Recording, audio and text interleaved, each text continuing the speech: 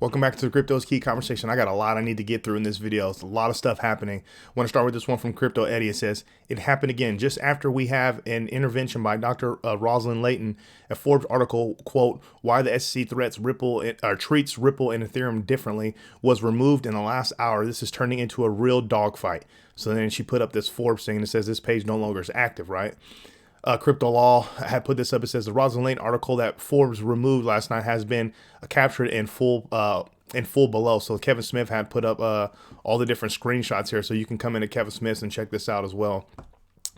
Continuing on here, James Canfallen even touched on it. It says, I'm hearing some people having difficulty reading on mobile devices. A Rosalind Layton motion to intervene. Here are some image files of the motion. So then even Jeremy Hogan is commenting on it. So as you guys can see this theme, right? It's further suppression of the truth, right?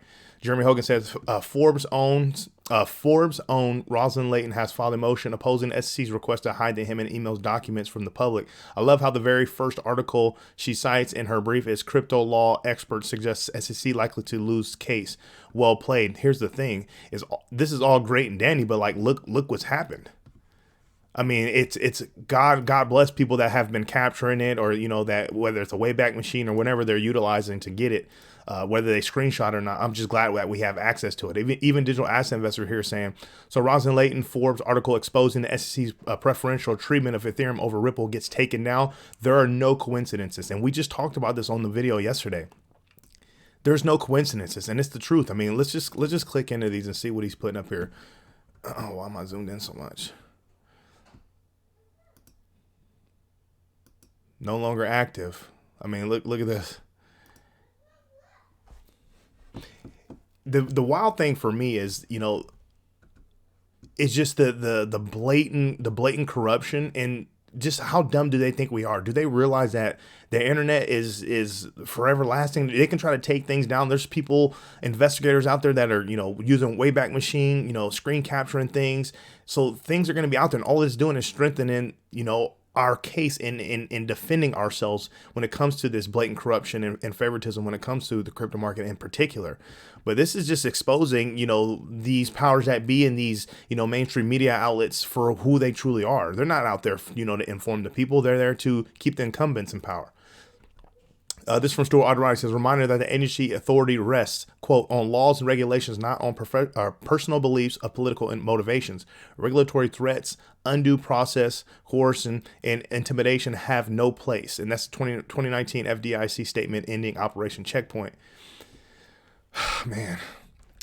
John Deaton's responded to Brian Quintez right here. Says, given the SEC's attempt to shadow ban crypto through regulation by enforcement, it's extraordinary that the Senate Banking Committee may not get Gary Gensler to appear for a hearing until September. And then John Deaton says, getting Gary Gensler before the Senate Banking Committee, not before September, will be an utter disgrace. In the Sheridan Brown, Elizabeth Warren, and Jack Reed, and all others who support Gensler's unconstitutional overreach are a disgrace. And we covered this in the videos yesterday. There was a couple clips we played. I think it was like Tim Scott and the like were commenting on, you know, Chairman Gensler, you know, being present, and they're trying to get him in, and it's vital, right? But obviously, we think before anything happens when Chairman Gensler, in regards to him facing that hot seat and getting asked those tough questions on what he's doing, we all speculate that he's gonna, you know, run away and resign, almost like, you know, just like Jay Clayton did when he dropped the lawsuit on Ripple and walked out the door. That's kind of what we're thinking.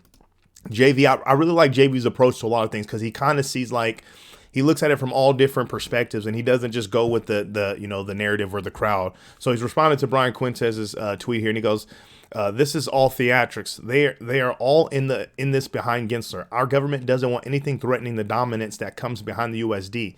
If they can't control crypto, they'd rather destroy it. There's no new day coming, like Tom Emmer promised. And I can understand why he would say that. And I think a lot of people share the same sentiment. You know, it'll just be a waiting game to kind of see what happens. All we can do is speculate to the best of our abilities based on the information that we have present. Continuing on, this is from the Financial Service GOP responding to Hester Pierce, where she says, my statement on today's custody proposal, looking forward to comments from the public. This one affects crypto among many other issues. Says yesterday, SEC proposal on the custody rule for investment advisor raises several concerns, both on process and approach. Once again, Gary Gensler is attempting to unilaterally expand the SEC's authority beyond that granted to the commission by Congress. It says Republicans believe safeguarding customer assets is critical. Customer assets must be properly segregated and protected from being lost, misused, stolen, misappropriated, as well as in the event of insolvency or bankruptcy. Chair Gensler's approach, let me make sure I don't want to read too much. Yeah. It says Chair Gensler's approach paired with staff accounting Bulletin 121 and other recent regulatory actions only seek to chill digital asset markets. This is not the right approach and leaves us with more questions than solutions. The proposed amendments to expand the current custody rule to conclude all client assets, including all digital assets, should be debated and decided by Congress, not an expansive reading of the authorities granted in Dodd-Frank beyond congressional intent. At the very least, the SEC should demonstrate the extent to which digital assets are linked to registered investment advisors as clients before considering this proposal, and it appears intended to compel advisors to sever connections with digital asset ecosystem. We urge stakeholders to submit public comments on the proposed amendments to ensure the custody rule for investment advisors is modernized appropriately. There's a lot happening, you guys, and like John Deaton says, he's saying it right here. I was just about to say this. He don't see anything happening until 2025. So when it comes to the Ripple versus SECs, that's literally what we're going to have up until that point. And I believe it. If John Deaton's saying it, I mean, he's been right about a lot of this stuff. I mean, he's from the drop of the lawsuit against Ripple, he says it's not just about Ripple and XRP. They're coming after everybody. And look what's happened with Chairman Gensler from the SEC. John Deaton responded, Brian Quintes again says, right here is a prime example of why I said that there will not be a sensible crypto regulation or legislation passed before 2025. Look at how slow Congress operates. Plus, we all know Elizabeth Warren will provide Gensler with the questions and suggested answers before any hearings. So we covered the videos that they were exposed for. Here goes Elizabeth Warren over here. It's just unfortunate, man. These are supposed to be government officials that are supposed to be doing the right thing by the people. This is a little section from Rosalind Layton's Forbes article. It says, conflicts of interest explanation suggests that Hinman had a financial stake in an entity promoting Ether over competing coins like XRP. Separately, the government watchdog organization Empower Oversight sued the SEC to obtain materials that show Hinman received millions of dollars in retirement payments from his former law firm, Simpson Thacher and Bartlett. In that STB joined an alliance devoted to exclusive promotion of Ethereum, and even that SEC warned Hinman about the appearance of such conflicts. So that's just a section within it. So obviously Rosalind Layton right here, trying to drop the hammer and expose these. So remember, we were called conspiracy theorists, right? And unfounded speculation. But you have the likes of Rosalind Layton coming out, telling the truth, which we've been trying to do. Thank God we have Johnny Deaton, and I'm gonna keep saying that. Thank God we have John Deaton, Jeremy Hogan, and the other legal minds in the community, and all the investigators that we have in our community that make content and spread content. Because I mean, who knows where we would be if we didn't have this this exposing of the shady conflicts, the blatant corruption. I like this one from Nick Carter, man. It says, I don't want to alarm, but since the turn of the year, a new Operation Choke Point type operation began targeting the crypto space in the U.S. It is a well-coordinated effort to marginalize the industry and cut off its connectivity to the banking system, and it's working.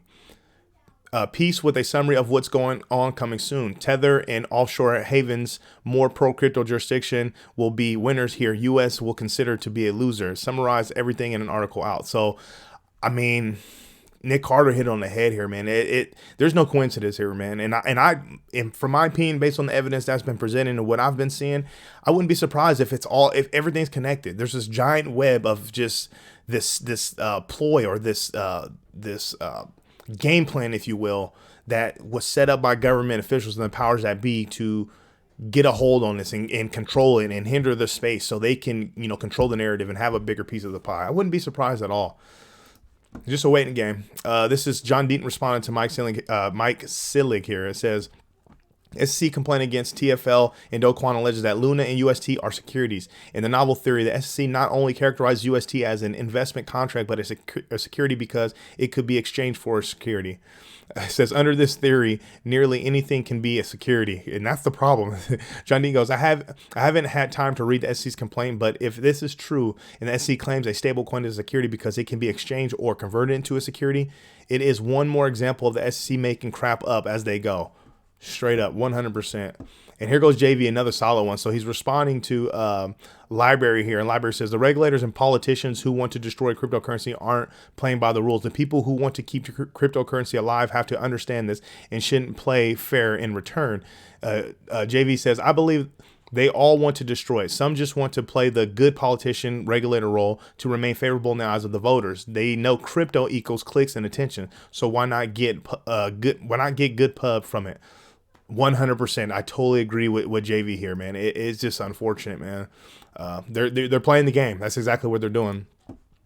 And this last one here from Patrick McHenry responding to the Financial Services GOP says, yesterday, SEC action on qualified custodians is clearly part of the Biden administration attack on the digital asset ecosystem. Let me be clear. The future of digital assets is a major political and economic question that must be decided by Congress. There we go. Congress, where you at? We're waiting for that new day, Tom Emmer. Stop asking questions. Stop talking. Stop sending letters. When's the actual appropriate action going to take place? Quickly, before we get out of here, I want to check on this. I want to refresh this real quick, actually.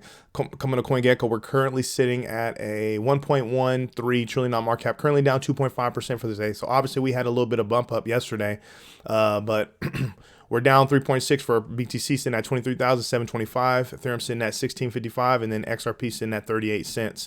If we come over here to the Bitcoin Fear and Greed Index, we're in this greed. We're going to have an update in 22 hours. So we're sitting at a 61. Hey, we take the little wins when we can. Obviously, having a little bit of downside, maybe a little bit of correction, but we'll see. That's what I have for you. Make sure you come to the Crypto is Key Conversation YouTube channel. Subscribe. Follow us on Twitter at Crypto is Key 1. I really appreciate your support out there, you guys. With all that being said, stay strong out there and be safe.